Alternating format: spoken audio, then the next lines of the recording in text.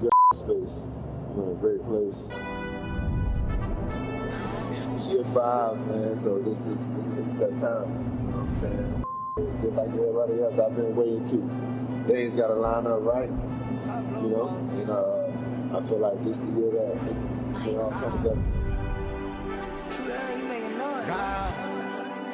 Woo-wee! What a way to bring in the podcast. Welcome into another edition of Off the Leash. I'm Ashley Holder. That's Leah Doherty, OBR's Fred Greetham, and the one and only Mark Schwab. The Browns, man, they finally open up training camp tomorrow. Today is Tuesday. They reported today, but we are going to be able to finally see them on the field tomorrow. So many storylines, but obviously we might as well just go ahead and start with the quarterback. Deshaun Watson said he is ready. This is going to be the year, Mark. That's what he said. The year for what? The year for him success. to be the starting quarterback. That's what he's saying. That's his pitch. This is his campaign video, Schwab. Put it this way. He's 0 for 4 so far, so I guess he's due, right? He's due. I would love to see it. You know, we all know how good he was when he was good. And if he gets back to that, he's a whole different guy. Nobody seems to think he's going to get back to that. I'd like to see him get back to that because if he actually did, it would completely change the landscape for the 2026 Cleveland Browns. All of the discussion every Sunday before a game, everything changes if he could actually do that. I don't expect him to do that, but for like 5 minutes here, yes, I'll take a moment and I'll pretend like it's going to happen. Yeah, it's he's playing with house money, literally. Nobody expects, because 4 of the 5 years so far, the first 4 have been big disappointment. They put in everything, kind of went for broke to get him. And now, if he plays well, I don't know what that bodes for the future. They're just going to have to kick down the road and decide. I wrote a story today about it, that it just makes no sense if they're close. If they can't decide between Sanders and Watson, you got to go with Sanders because you got a future at least with him. But yeah, Watson, you know, when the chips are down here, who knows? But it's 6 years since he played a full season and 6 years since he was the quarterback the Browns traded for. I'm just excited that we'll have or start to have an answer of the fact that this quarterback race is so close. Does it mean they're both really, really good? Or does it mean they're both equally bad? And I'm excited. I feel like we all have like an inkling of what we might think that answer is, but I'm excited to actually see it. Of course, then once you get down the line and the pads come on and they're under pressure, and like to be able to see that, that's what I'm looking forward to. And then too, I didn't know if you were going to bring up all the like the Jerry Jeudy social media. I was. Thank you for the segue. Sorry that happened too. Jerry Jeudy looks like he's taken sides. I'm just kidding. He hasn't. But I don't know if y'all saw, like someone was asking him, like, give us your thoughts on who you think is going to win the quarterback battle. Yeah, and he held up a number 4 reference 4. And they're trying to say it was a jump cut. We talked about this yesterday, but there was a jump cut in the video, but there's a point where it still goes for 2 seconds as if it starts over, and then he holds up for it, literally just like this. But my thing is this, like, who walks around and just does this? Nobody does it. Like, this might make sense, but this don't make no sense. Nope. So it's kind of like, and we were talking about this, Mark, like, what's the big deal if they support him and they want him to be the quarterback? I mean, the thing is, he's played more years in the NFL than Shedeur, and that's okay. That's what happens when you're a veteran. Why would you unnecessarily divide the locker room? Right. You know, that's my only thing. I thought. But he can't. I mean, they can't ask him a question. No, people can ask whatever. I don't think it's smart to take sides, though. I mean, it's like publicly. The old Michael Jordan. You know, half the country buys tennis shoes too. You know, why would you? You know, why would you just try to alienate the guys the other way? You would be a little more diplomatic. I mean, I thought you guys are more in the editing business. I thought maybe it was not at all what he said when he wrote his explanation. Because I'm like, why in the world would you do that? You know, just me. I will say one thing before we go on to the next couple storylines that we're looking at as training camp gets ready to open up. One thing that was interesting is we ran some old sound from Monken, and he had said that, look, at this point, because he feels that they're both where they need to be and they can both be a starting quarterback in this league and for this team, he said that we really may not even know until the preseason. I mean, that's a long way away. I mean, it's still like a whole nother month of still having to sit here and talk about the same storyline tomorrow, the next day, the next day, the next week, and the next week. Because this point, he's probably not going to ever say it. At this point, what's another month? Yeah. I mean, we've been talking about this. If we could make it through the LeBron wait, we can make it through this. We can get through this. Well, the good thing is that there's a whole lot of other positions on this team that have a lot of good storylines and what people will be looking at. Fred, what's something that you're checking out? I think he'll make it by August 20th. They practice with the Bills. They'll have played one game. The Bills come in. You get to put them up against their defense, both guys. And then after that game against the Bills, you have the dress rehearsal final game, and there's 3 weeks, an extra week. So if he does it the 22nd, that gives him 3 weeks to get whoever he names as a starter. That, to me, seems like the drop-dead date. Yeah. Mark, what's something that you're looking forward to kind of, as training camp gets ready to kick off? Like, what's that one thing you're like, okay, they got to have this figured out? So the thing for me that doesn't get enough talk, but I don't think we'll actually get an answer on this until we get to the regular season. So I don't know if this is a valid thing to talk about as we head into training camp, but how good is this defense? Like, I know so many in the national media were throwing bouquets for them for getting Jared Verse and a first-round pick for Myles Garrett. I will never understand that unless Jared Verse turns into some dude that gets 12, 14 sacks a year, then okay. But this defense was pretty good, still had some flaws, but it was pretty good when it had the guy who was the best defensive player in the league on the line, basically creating havoc every play, making teams say, we're just not even going to go to that side of the field because that dude's there. Like, he completely rearranged the way teams had to play and prepare just because he lined up there. There's no one else that does that. And so because the defense had that guy, it made everyone else better, of course. Doesn't mean the players are all bad if you take out Garrett and replace him with Verse. But it's not the same. I don't know if we're really going to get a gauge on that, though, until we get multiple games into the regular season. Because you get to the preseason games, those are stupid. Come on. Those are just Not I wish they would cut them down, dude. If we're still in a quarterback battle, then they're riveting. I mean, they're great for guys who need tape. You know what I mean? That want that. Yes, but I mean, like, I love it for them, but I get it of just like for fans. Let's get to how much of the the guys really going at it. They're not. Yeah, there's no. They're not going to worry about getting hurt. They're like not playing Myles Garrett games isn't going on for 5 sacks in the Rams' first preseason. Yeah, game. it's. I mean, it's not the actually, same. Never mind. Take that back. I think something I'm excited to see is how this O-line shakes out, because that just opens up the door for everything else. I mean, you expect Quinshon Judkins to be healthy and have a great season. If these quarterbacks, whoever, I've said this for I don't even know how long, like, I don't care who's back there at quarterback. If they're protected, I trust that one of them can throw the ball if we have competent wide receivers down there. So it opens up everything else if you have a strong O-line that has depth, something we haven't seen in a while. And so I think that's something I'm really looking forward to seeing. Is like they're moving around a lot of guys. There's a lot of new faces out there. I'm excited to see how all that shakes out. And then that sets up everything. Yeah. Both of those are big areas. Defense.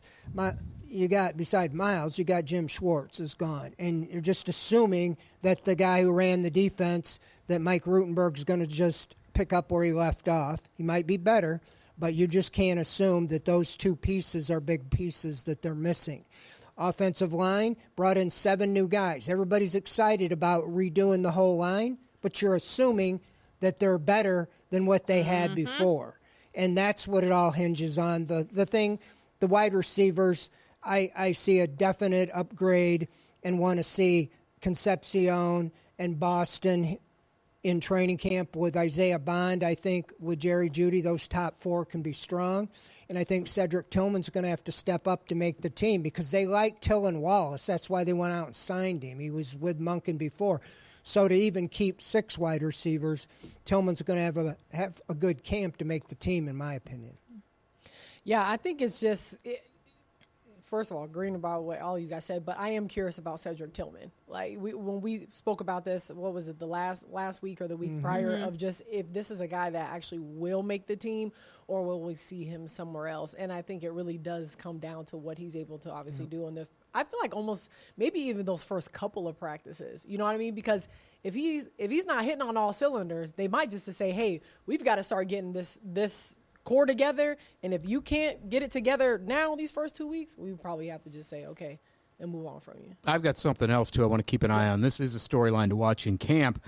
We learned last year, if you draft a quarterback on the third day of the draft, a day 3 quarterback, you have to give him first-team reps, or you are not taking him seriously. You are there to sabotage his career. Why did you even draft him? You should not even play him. Or why did you even take him? You should let him go somewhere else and play. So Talon Green better be getting some first-team reps, because I learned last year, if you don't do that, you don't do that, and you don't prep him that way. You're a horrible organization. You're not out to groom young players. I'll ask Monken that tomorrow. To get on that, please. Is Talon going to get a first-team reps today? He better get first-team reps, because day 3 quarterbacks have to do it. If they care about his development, according to Ashley, they'll put him out there first-team reps. Let me tell you something before I hit this break button, okay?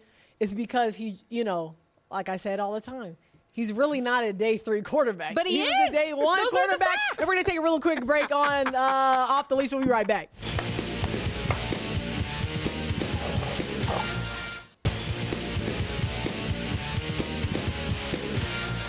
Off the Leash continues. True-false question of the week. Final one of these of, I guess, the offseason. True-false, the Browns quarterback discussion is completely overblown. What do you mean by that? Waste of time. No, because they need a starting quarterback. So what do you mean? So Is it a waste of time to debate that they need a quarterback? That's the I'm saying that's the most important position on the team. So you were saying false. I'm just confused by your question. I feel like we are. Should I answer mine? Should I answer mine first and set Honestly, the it'd be stage? cool. You start first. Okay, I would say true. Neither of these guys are likely a franchise quarterback. I think it's pretty close to 6 in one hand, half a dozen in the other. They play out this season, whoever it is, and we're talking about somebody in the draft or maybe a trade. These guys are probably, one is somewhat better than the other. Neither are the answer. I understand we have to talk about it because it is the starting quarterback and the season is approaching. But 3 years from now, we're going to look back at 6 months of discussion between Shedeur Sanders and Deshaun Watson and be like, what were we doing? So I'm going to say true. It's been completely overblown. I'll answer my own question first. So you're saying it's overblown to talk about one of these guys being like the future of this team. I think it is overblown to get excited about it because I don't think the winner of this derby ultimately leads this team to actually being a winner. And it's kind of a fruitless discussion, even though I understand we have to have it. Okay. But it is like been pretty, not just, certainly not on this show. It's all over the sports radio waves and blogs and podcasts everywhere. It's every week all the time between two guys that are not Can the I ask answer. a question with that?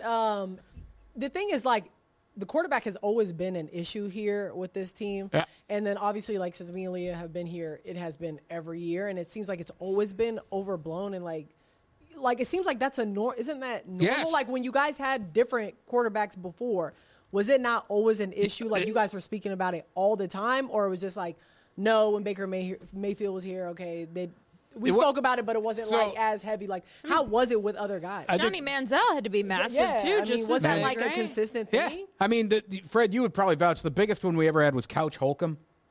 Like that went on like 3 years. It was ridiculous. And it was Couch, was the number 1 pick in the entire draft, and he was the franchise quarterback until he wasn't. And right now, the talk about the quarterback is until you get a franchise quarterback. I've been around long enough to know the last real franchise quarterback was Bernie Kosar, and that was 1985 to 1990, 89-90. And so your point, yes, true. Talk about it too much. But you'll talk about it until we don't talk about it. You draft, if you had Joe Burrow, we wouldn't even be talking about a quarterback. It's already etched in stone. Baker Mayfield was for a short time, and then it got us back on the cycle again because they decided he wasn't the guy, and we got Watson, and it's been back on the same thing. And so it's a problem until it's not. Yeah. I guess I would go false, agreeing with Fred in the sense that this has been the biggest problem for the Browns for as long as people can remember. It's the most important position on the team, and they still can't get it right. So I understand why people go just like crazy in the head talking about it incessantly and wondering, grasping onto any hope, is this going to be our potential answer or solution? It is interesting because these two quarterbacks in particular, and Fred and Mark would probably be able to answer this, but there's added eyes, I would say, on this quarterback competition because you have Shedeur Sanders, son of Dion, Deshaun Watson, all the controversy that follows him. So I guess we haven't been here pre-Deshaun era. But do you think this quarterback competition gets more eyes on it because of these two names, or Cleveland and QBs just kind of always get this amount of attention? For me, this is up there. It's not as much as Couch Holcomb, but it's more than Manziel Hoyer. That was one. Sometimes it's just there's not even two main guys. Like for a while, who was there when Deshaun Kaiser was here? I can't even remember. And we were talking about, is it time to play the second-round pick or the other guys, and none of them were any good. Kessler or Oh, gosh. Trust me, said Hugh Jackson, banged the table for him. So this is up there. If you had to rank the top 2, 3, 4 quarterback controversies, this is in there. I don't think it's one, but it's probably 2 or 3 because of somewhat of the name brand you got with Shedeur and Deshaun, but it's up there, yeah. I'll say false because of everything Leah said. Okay. Literally, because I think you have to focus on them. You have to talk about them. I think their names are big in it necessarily, but also because this team's a freaking mess. And it's the two options that you're choosing from have drama. One has a lot of negative drama, but the other one is just comes from a lot of attention already, as she mentioned. So I'm just thinking because they can't get that position together, I feel like. And who they are, I think, is a big deal. I think if you had someone random like Kenny Pickett and Joe Flacco, maybe we're better. Yeah, Joe Flacco. I don't think it would be. Yeah, I don't think it would. Yeah, I don't think it would be Gabriel. all over, the news everywhere, and it being such a huge thing. But when you give someone $230 million and you haven't done much with it, I think you don't have a choice but to focus on that.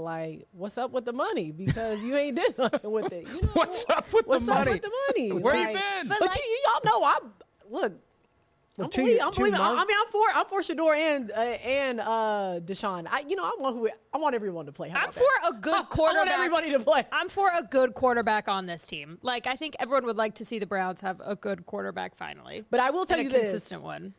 If Shedeur, whether it's here or somewhere else, someone is gonna make that man a franchise quarterback. It may not be in Cleveland, but it is going to happen. I just feel like for how big he is for the league, because y'all know how I am about conspiracies and stuff like that. I'm not saying he's not good or he's not talented or anything like that, but I am saying that I believe money drives a lot of conversations, and that guy he makes a ton of revenue for the NFL. He was number 1 in selling with for his jerseys. Yeah, but I'm just saying, people want that. You can get someone in a position and you can make them into what you want. I think there will be plenty of people that continue to keep working. They still have to play. Get him where he wants. They still have to perform on the field, and that's what a lot of people are remembering Colorado, and so maybe it will. But to Mark's point, as far as this time next year in training camp opening, there's a good chance Watson, no matter what happens this year, will not be here. And if they go with Watson this year, they might win a few more games. But Sanders, you've already then spoken. He's not our guy. So you're going to draft a guy in 2027 or go sign somebody or somehow a new quarterback. And unless you anoint him, it's the same talk again the whole offseason. Just with different names, probably. Mm-hmm. So just to be clear, if they go with Watson, that's basically them saying that they don't want Shedeur as their franchise quarterback. Well, right now going in the season, because you're assuming Watson's going to be the quarterback all year. If he's the quarterback all year and they win 7-8 games, they've taken themselves out of the equation to get a top pick. Yep. And Sanders didn't play, so you're saying he's not as good as Deshaun Watson, and Watson's gone because I can't see him coming back even if they wanted him to come back. So you don't you burn through the 2 of them, and even 3 if you count Gabriel. And so you're saying we're going all in now in the draft to get a quarterback, but you won too many games with Watson to even have a chance to get one of the top ones. That's what I see. If you play Sanders and they go 2-15, you know he's not the quarterback probably, and you got the first pick in the draft. So you're not really playing for to actually do much this season. You're playing for I'm ahead, saying that's how I'm looking at it. Todd Monken is saying I'm going to go with who I think can beat Jacksonville and Tampa Bay those first 2 games. Right. Because I'm 60. This is my last chance or first chance and last chance. I got to win, and I got to win quick and early. If he says Watson's my guy, he's going to play him. Yeah. He's not worried about the future. Right. Yeah. All right, we'll take a really quick break on Off the Leash. We'll be right back.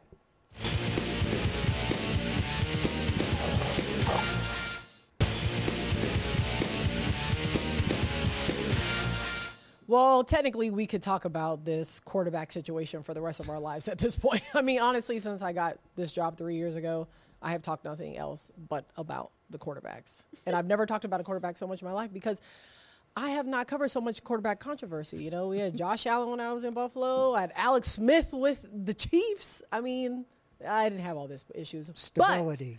But, stability, and it's been a mess. There is no stability when you mention 2 words, Cleveland Browns together. Mm-hmm. But there is some exciting news as training camp kicks off, and that is there is a new member coming to Off the Leash.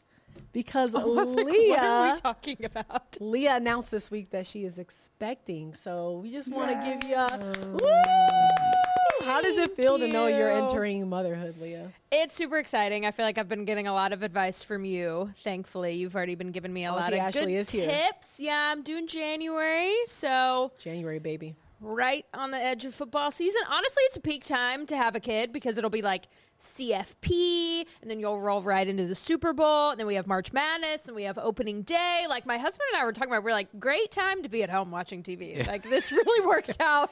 This really worked out well for us. It's another little Texas Tech baby coming in your family now. I don't know. Matt wants all this, like, Michigan State stuff. That's where he went. I mean, not so much because they're not, like, competitors with one another.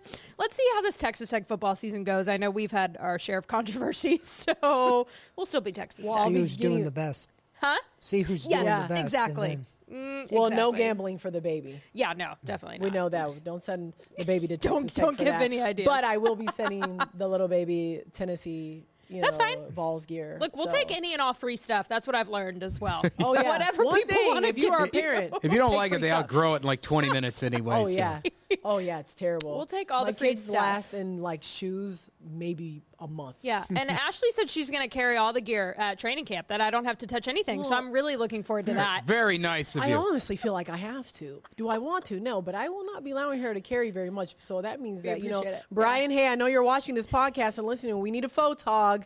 Brian and Scott, I know you're listening. I'll But just yeah, shoot we're on my super phone. excited for you. Thank you. We just want to give you a shout out and congratulations. you. We're so happy to watch you step into this new chapter in your life Well, and becoming a thanks. mommy. It's the best thing in the world. Mark and Fred, all of us are our parents, so we all can tell you that, but we are super excited for you. I'm joining the club, y'all. There you go. I'll be forward rubbing to that it. belly every day.